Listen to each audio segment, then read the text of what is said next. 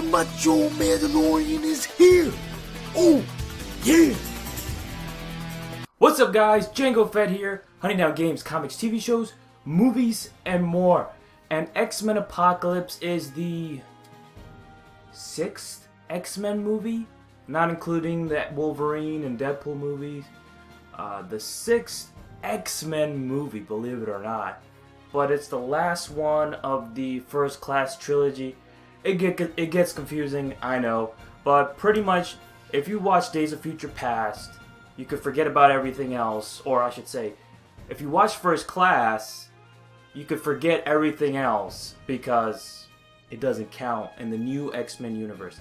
It gets confusing, it really gets confusing, but let's talk about it. Now this film doesn't go back to the present, which seems odd.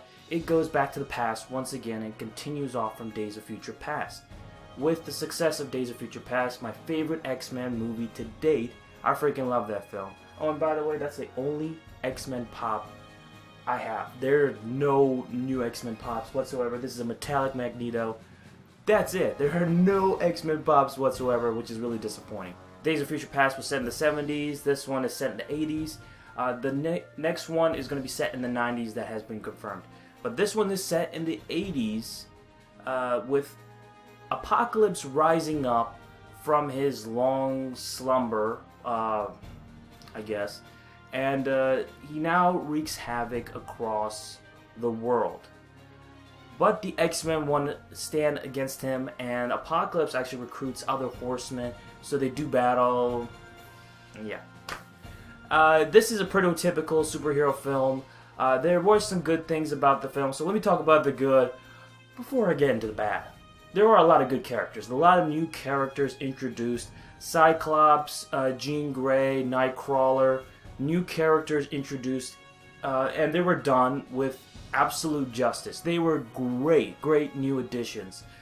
Sophie Turner as Jean Grey. I forget the guy who plays the Cyclops, but he was definitely my favorite new character of the bunch. And Nightcrawler played by, oh man, I forget all these characters.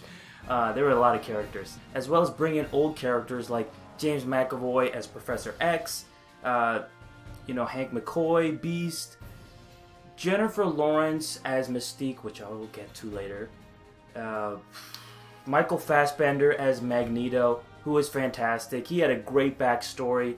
He was the bad guy at the end, but he survived and he wanted to live in solidarity. He had a wife and kid, and then, bad things happened, and he eventually joined up with Apocalypse. Now, I will say the moment that he becomes, a vigilante again, wasn't as so impactful as I thought it would be. If it was like more hateful in its way, I'm not gonna spoil it whatsoever, but if it was more of a hateful attempt, I could get behind it. If you guys watch the movie, you'll understand what I'm talking about. Then he would be just going crazy and wanna, take down everybody. Also, I did think it was a little disappointing that James McAvoy and Michael Fassbender didn't have their interactions, have their one-on-one, word duels and power duels like that was done in Days of Future Past or First Class. I was a little disappointing on that. And they did bring back my boy, Wolverine, in a spectacular fashion. I'm not gonna spoil it, but he has his 5 minutes of fame.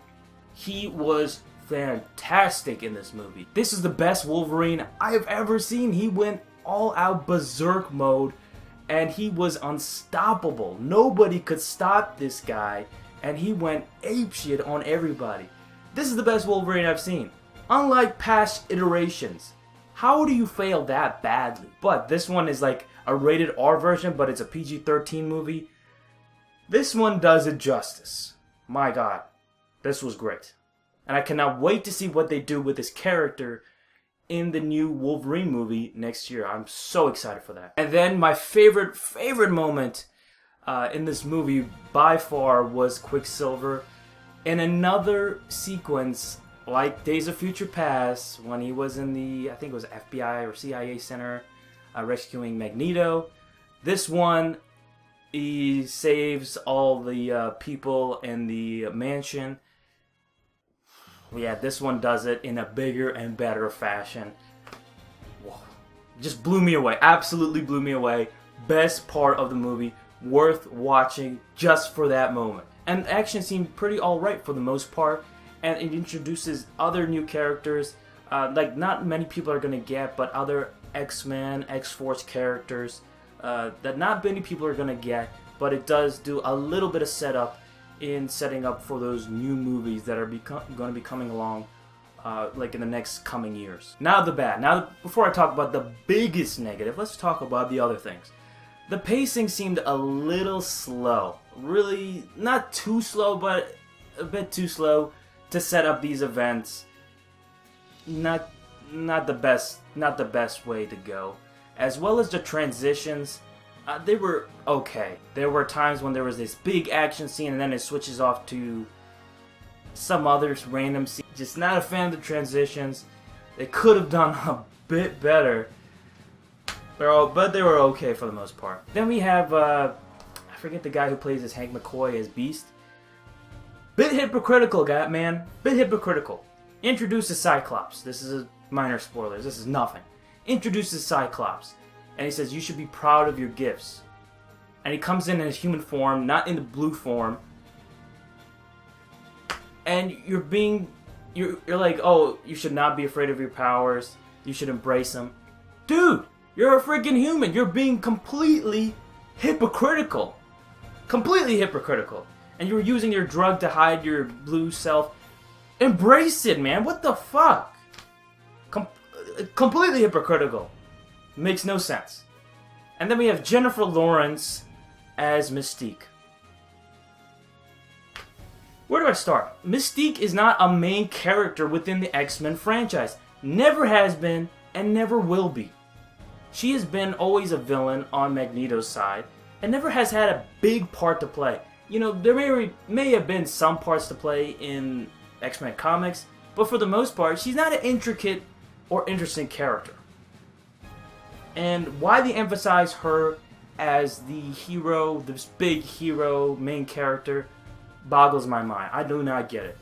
Jennifer Lawrence as Mystique was Katniss Everdeen from the Hunger Games. She played exactly like Katniss Everdeen in this new movie, and it really showed. She had no energy whatsoever. None.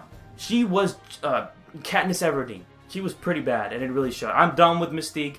I think they need to move on from her character, move on from Jennifer Lawrence, because she doesn't want to be in them. You could tell in these movies, in this new one especially, she doesn't want to be in them anymore. She has no energy whatsoever with her character. She's just collecting a paycheck at this point. That's it. And then we got the Horsemen. They were all pushovers. All pushovers. Except for Magneto, who seems to be the most powerful of the bunch. And then Storm kind of did some things, but she was young. She didn't know any better. She didn't really do much. The other two, they were terrible. Awful. Half of the Horsemen were just pushovers, didn't do much, and the final battle was pretty mediocre. Really mediocre. And then my biggest complaint was Apocalypse. Now, Apocalypse is my favorite villain of all time. The best way to describe him is Emperor Palpatine. He has the cunning and intellect of Emperor Palpatine. Not in the level of Mr. Sinister, but still cunning nonetheless, and intelligent, very intelligent, and the skills, the strength, and the prowess of Darth Vader. He's a combination of Darth Vader meets Emperor Palpatine. That's the best way to describe Apocalypse. And in this movie, they screwed up his origin, they screwed up his look. I thought I could bear through it, but man, they screwed it up with his look. Can you believe this could have been the look that he would have had in the movie? But instead they went with this. Boggles my mind. Boggles my mind. And then Oscar Isaacs as Apocalypse himself. You know, you could tell he tried, and I could give him credit for that, but he was not Apocalypse. He was not the villain that I know and cherish and love. That is Apocalypse. He's not big and physical or intimidating. He was smaller than everybody else. And, you know, it was pretty disappointing with Apocalypse. And for me, if you screwed up Apocalypse, you screwed up the whole movie for me. Not entirely. I think it's still a solid movie. But for the most part, Apocalypse is my favorite villain.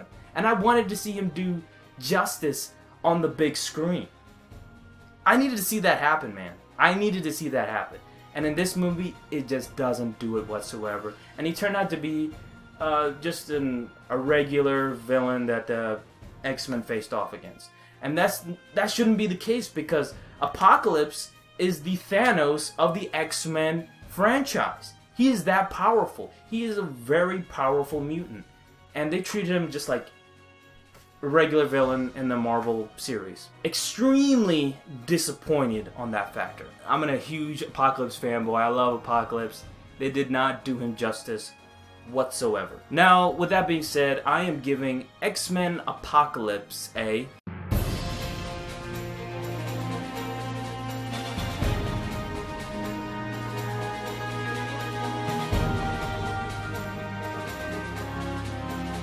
It's a pretty solid film. I'll give it credit for that. It's not a great film. It's not like Deadpool or X-Men Days of Future Past. It's a solid, good film. You'll probably enjoy in theaters, but it's not a memorable film that you'll go in thinking about constantly. It's an alright film for the most part. Oh, and it's pretty ironic because they said the third is always the worst. And they were knocking Return of the Jedi when they said that.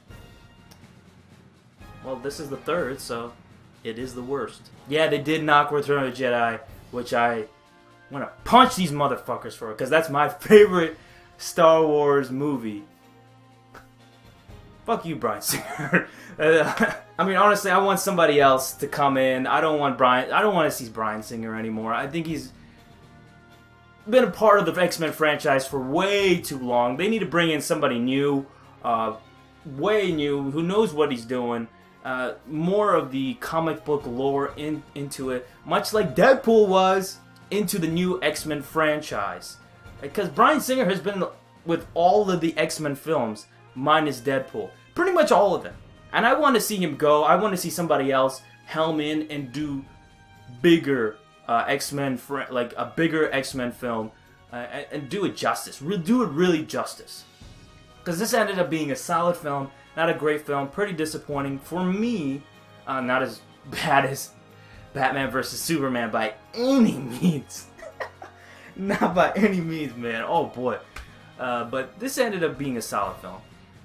Definitely the worst of the bunch, knocking Return of the Jedi. Not a fan of that.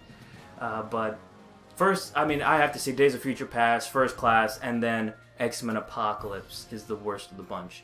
But Days of Future Past definitely is the best X-Men film I have ever seen. So the next movie I will be reviewing is Alice Through the Looking Glass. I'm not going to be reviewing Alice in Wonderland, the Tim Burton film. I'm going to be just reviewing the sequel. I'm going to be watching it next week and give you guys my review the following week. I'm looking forward to that, and don't forget to please like and comment down below. Tell me what you think of X-Men Apocalypse in the comment section down below. And don't forget to subscribe to my channel, Django Fett, and I'll see you, my fellow Mandalorian brothers and sisters, next time. Oh, yeah!